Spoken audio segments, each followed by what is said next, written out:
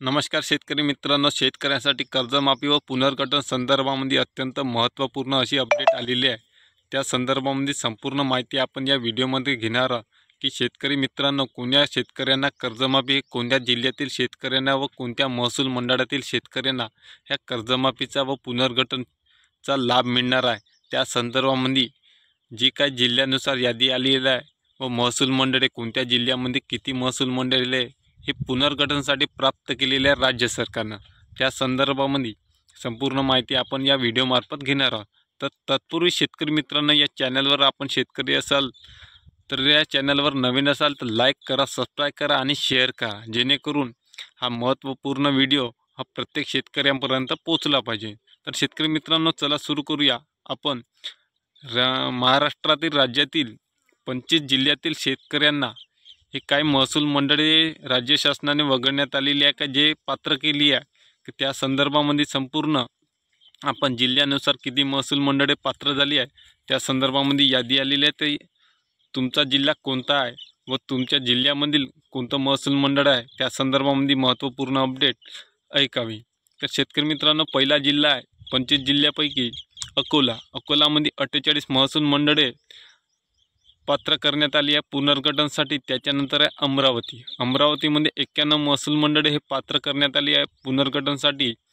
त्याच्यानंतर आहे अहमदनगर। अहमदनगर जिल्ह्यामधील 90 महसूल मंडळे हे पुनर्गठनासाठी प्राप्त करण्यात आली आहेत। त्याच्यानंतर आहे धाराशिव। धाराशिव जिल्ह्यातील 30 महसूल मंडळे राज्य सरकारनं मान्यता दिलेली आहे। त्यानंतर आहे छत्रपती संभाजीनगरमधील 51 महसूल मंडळे हे पुनर्गठनासाठी पात्र झालेले आहे। त्याच्यानंतर आहे जालना। जालनामधील 17 महसूल मंडळे हे पात्र करण्यात आले। त्याच्यानंतर आहे नांदेड। नांदेडमधील 93 महसूल मंडळापैकी फक्त 21 महसूल मंडळे हे पुनर्गठनासाठी प्राप्त केलेली आहे।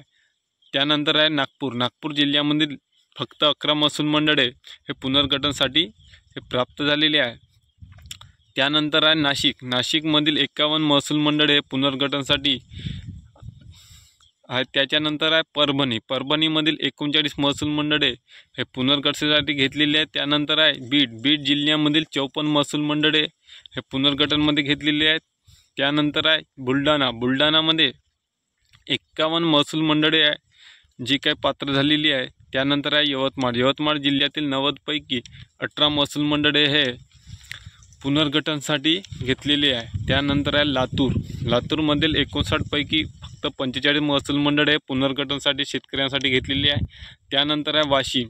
वाशिम जिल्ह्यामधील 44 महसूल मंडळे हे पुनर्गठनासाठी घेतलेले आहे। त्यानंतर आहे सोलापूर। सोलापूर याच्यामधील 42 महसूल मंडळे पात्र झालेले आहे। त्यानंतर आहे हिंगोली। हिंगोली जिल्ह्यातील 17 महसूल मंडळे। त्याच्यानंतर आहे सातारा। सातारामधील 65 महसूल मंडळे आहे।